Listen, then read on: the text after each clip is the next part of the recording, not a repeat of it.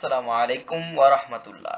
জুনাইজ টিউটোরিয়ালের আরেকটি আয়োজনে সবাইকে স্বাগতম। সাথে আছি মোহাম্মদ জুনায়েদ রেজা। আজকে আমরা আলোচনা করব তোমাদের পঞ্চম শ্রেণীর তোমাদের পঞ্চম শ্রেণীর বিজ্ঞান বইয়ের যেই সমস্ত আমাদের এই দ্বিতীয় অধ্যায়ের যে আয়োজন ছিল, দ্বিতীয় অধ্যায়ের আয়োজনের মধ্যে দেখো তো আমরা ইতিমধ্যেই এই যে পরিবেশ দূষণ এই অধ্যায়টা নিয়ে আমরা আলোচনা করছি। আর আশা করা যায় যে আজকের এই ক্লাসের মধ্য দিয়ে তোমাদের এই অধ্যায়টি শেষ হয়ে যাবে। এন্ড দেন আমরা কোন অধ্যায়ে ঢুকবো? তৃতীয় অধ্যায়ে ঢুকবো। তাহলে আমরা ইতিমধ্যে পড়েছি তোমাদের প্রাথমিক বিজ্ঞান পরিবেশ দূষণ অধ্যায়ের পরিবেশ দূষিত কেন হয়। হ্যাঁ, পরিবেশ দূষণ অর্থাৎ কি কি কারণে পরিবেশ দূষিত হয় এটা পড়েছি। তারপরে দেখো তো, তারপরে আমরা পড়েছি পরিবেশ দূষণের উৎস কারণ, তারপরে আমরা পড়েছি পরিবেশ দূষণের প্রভাব, তারপরে আমরা আরো পড়েছি বিভিন্ন ধরনের পরিবেশ দূষণ। পরিবেশ দূষণ কয় ধরনের হয়? পরিবেশ দূষণ 4 ধরনের হয়, আরো অনেক ধরনের হয়, তবে 4 ধরনেরই প্রধানত। তারপরে আমরা এই সমস্ত দূষণ নিয়ে আলোচনা করেছি। তারপরে আমরা আরো আলোচনা করেছি, কি আলোচনা করেছি দেখো তো, তারপরে আমরা আরো আলোচনা করেছি যে পরিবেশ দূষণ এই রোধে আজকে করণীয় কি, এটা নিয়ে আমরা আলোচনা করবো। অর্থাৎ পরিবেশ সংরক্ষণ। পরিবেশ সংরক্ষণ মানে কি? সংরক্ষণ মানে রক্ষা করা। পরিবেশ মানে কি? আমাদের চারপাশে যা কিছু তাই নিয়ে আমাদের পরিবেশ। তাহলে পরিবেশের যে সকল উপাদান ঝুঁকির মুখে, এই সমস্ত উপাদানকে রক্ষা করার যে প্রসেস, যে রক্ষা করার যে ধরন, এটাই হচ্ছে কি? এটা হচ্ছে পরিবেশ সংরক্ষণ। এটা হচ্ছে পরিবেশ সংরক্ষণ। আর পরিবেশ সংরক্ষণ একমাত্র জনসচেতনতা ছাড়া করা সম্ভব নয়। পরিবেশ সংরক্ষণ করার জন্য কি কি প্রয়োজন, অর্থাৎ আমরা কিভাবে পরিবেশ সংরক্ষণ করতে পারি, এই নিয়ে আমাদের আজকে আলোচনা। অর্থাৎ পরিবেশ সংরক্ষণ আমরা কিভাবে করতে পারি এই নিয়ে আমাদের আলোচনা। এই কালারটা ভালো হবে, আচ্ছা এটা ভালো হবে। এই নিয়ে আমাদের আলোচনা। তো বলছে দেখো, প্রাকৃতিক পরিবেশের সুরক্ষা ও যথাযথ ব্যবহারে হচ্ছে পরিবেশ সংরক্ষণ। অর্থাৎ প্রাকৃতিক পরিবেশ কি? প্রাকৃতিক পরিবেশ হচ্ছে প্রকৃতি থেকে যে সকল উপাদান আমরা পেয়ে থাকি, অর্থাৎ প্রাকৃতিক অর্থাৎ যে সকল উপাদান মানুষ সৃষ্টি করতে পারে না, এমন সকল উপাদান নিয়ে যে পরিবেশ সৃষ্টি, তাই হচ্ছে প্রাকৃতিক পরিবেশ। আর এই পরিবেশ সুরক্ষা ও যথাযথ ব্যবহারে হচ্ছে পরিবেশ সংরক্ষণ। অবশ্যই বুঝতে পারছো। অর্থাৎ পরিবেশ সংরক্ষণ ও যথাযথ ব্যবহারেই হচ্ছে পরিবেশ সংরক্ষণ। পরিবেশের সুরক্ষা প্রদান করা এবং যথাসম্ভব ব্যবহার। কতটুকু ব্যবহার? যতটুকু প্রয়োজন, এর থেকে অধিক ব্যবহারে অপচয় হয়ে যাবে, এই ব্যবহারটুকুই হচ্ছে পরিবেশ সংরক্ষণ। আমরা কিভাবে পরিবেশ সংরক্ষণ করতে পারি, অর্থাৎ পরিবেশ আমরা কিভাবে সংরক্ষণ করতে পারি, তোমরা শুধু এখানে এই যে প্রশ্নটা লাল করা আছে না, এটা আরেকটু ভালোভাবে দাগিয়ে নাও। এই প্রশ্নটার উত্তর তোমাদের নিচে দেওয়া আছে।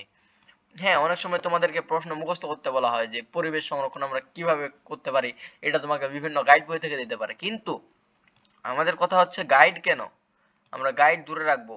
আমাদের সর্বোত্তক মূল ধারণা হবে আমরা অর্থাৎ গাইড আমরা পড়বো না। গাইড কখন পড়বো?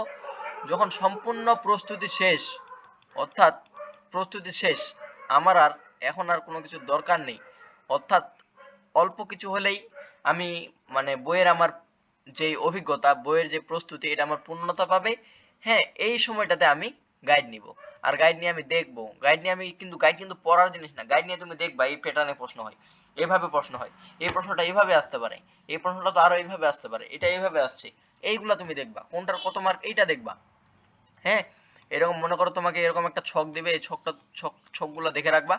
বইয়ের বাইরে কোনো কিছুই থাকে না, সবকিছু বই থেকেই থাকে। হ্যাঁ, বইয়ের বাইরে কোনো কিছুই থাকে না, সবকিছু বই থেকে থাকে। দেখো সারসংক্ষেপ, বিদ্যুৎ ও জীবাশ্ম জ্বালানির ব্যবহার কমিয়ে আমরা পরিবেশ সংরক্ষণ করতে পারি। বিদ্যুৎ মানে কি? কারেন্ট। আর জীবাশ্ম জ্বালানি কি? জীব থেকে যে জ্বালানি পাই, অর্থাৎ প্রাকৃতিক গ্যাস। এই সমস্ত ব্যবহারের ফলে পরিবেশ দূষিত হয়। আর এটা তোমাদের বইয়ে অধ্যায় আছে কিনা আমি জানি না, নবায়নযোগ্য অনবায়নযোগ্য অধ্যায় থাকার কথা, সেখানে তোমরা আরো জানতে পারবা। তো বলছে কাজ শেষে অর্থাৎ যখন তোমার কাজ শেষে বাতি নিভিয়ে রেখে আমরা বিদ্যুৎ অপচয় রোধ করতে পারি। অর্থাৎ তোমার কাজ শেষ, এখন বাতিটা তুমি অফ করে দিলা। হ্যাঁ, তাহলে তোমার কি হবে? বিদ্যুৎ অপচয় রোধ হবে, আর বিদ্যুৎ অপচয় রোধ হলে কি হবে? পরিবেশ সংরক্ষণ হবে। পরিবেশ সংরক্ষণে তুমি লাভবান হবে। আবার বলছে গাড়িতে চড়ার পরিবর্তে, হ্যাঁ এখন মনে করো যে স্যার এখান থেকে তো ঢাকা অনেক দূর, এখন আমি ঢাকা কিভাবে যাব? ঢাকা তো আমাকে গাড়িতে করে যেতে হবে। হ্যাঁ, যেই সমস্ত জায়গায় তোমার গাড়ি একেবারেই প্রয়োজন, তোমাকে যেতে হবে, গাড়ি না ছাড়া তুমি যেতে পারবে না, সেই সমস্ত স্থানে তো তোমাকে গাড়ি ব্যবহার করতেই হবে। আর যেই সমস্ত স্থানে তুমি গাড়ি ব্যবহার, মানে গাড়ি না ব্যবহার করলেও চলে, ওই সমস্ত স্থানে তুমি গাড়ি না ব্যবহার করলেই ভালো হয়। বলছে গাড়িতে চড়ার পরিবর্তে পায়ে হেঁটে বা সাইকেল ব্যবহার করে আমরা প্রাকৃতিক সম্পদ সংরক্ষণ করতে পারি। প্রাকৃতিক সম্পদ সংরক্ষণ করতে পারি। প্রাকৃতিক সম্পদের ব্যবহার কমিয়ে, অর্থাৎ প্রাকৃতিক সম্পদের ব্যবহার, এই গাছ, এই সমস্ত কিছুর ব্যবহার আমরা কমিয়ে পুনর্ব্যবহার, অর্থাৎ একটা জিনিস পুনরায় ব্যবহার করে ও রিসাইকেল করে। এই রিসাইকেল কথাটা তোমরা বুঝো না। এই রিসাইকেল তোমাদের 2 মার্কের প্রশ্ন আসতে পারে। রিসাইকেল হচ্ছে এমন প্রক্রিয়া যার মাধ্যমে একটি জিনিস একবারেই ব্যবহার করে ফেলে না দিয়ে বারবার ব্যবহার করা বা সেটাকে মেরামত করে পুনরায় ব্যবহার করা, তাই হচ্ছে রিসাইকেল। রিসাইকেলের মাধ্যমে মানুষ পরিবেশ সংরক্ষণ করতে পারে। ও রিসাইকেল করে আমরা প্রাকৃতিক পরিবেশ সংরক্ষণ করতে পারি। প্রাকৃতিক পরিবেশ সংরক্ষণ করতে পারি।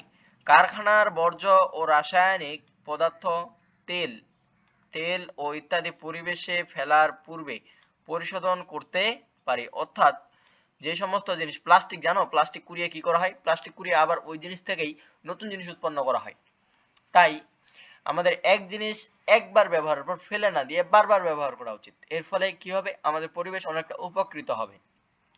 পরিবেশ উপকৃত হলে কি হবে? তোমার পরিবেশ বাঁচবে। পরিবেশ বাঁচলে কি হবে? পরিবেশ দূষণ রোধ হবে। এইভাবে তোমাকে, মানে যুক্তির শেষ নাই, যদি পড়তে পারো যুক্তির শেষ নাই, মানতে পারলে আরো ভালো, তবেই তুমি একজন আদর্শ ছাত্র হয়ে উঠবা। তবে যদিও বাংলাদেশে আমাদের প্রায়োগিক দিকটা যদিও নাই, তারপরও তোমাকে নিজে থেকে একটু সচেষ্ট হয়ে কাজ করতে হবে। ফলে তুমি অনেক দূরে এগিয়ে যেতে পারবা। তোমাকে দেখে আরো কয়েকজন উদ্বুদ্ধ হবে।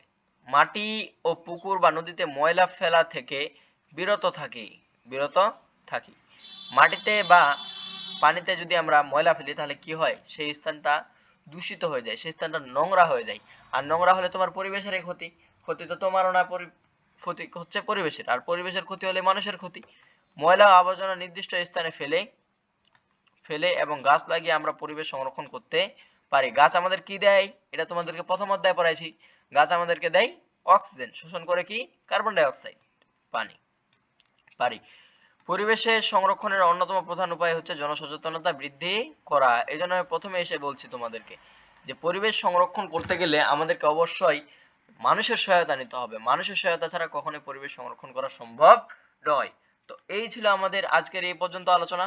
নেক্সট ডে আমরা আরো আলোচনা করব। ততক্ষণ পর্যন্ত ভালো থেকো, সুস্থ থেকো। দেখা হচ্ছে 3য় অধ্যায়ে। আসসালামু আলাইকুম ওয়া রাহমাতুল্লাহ।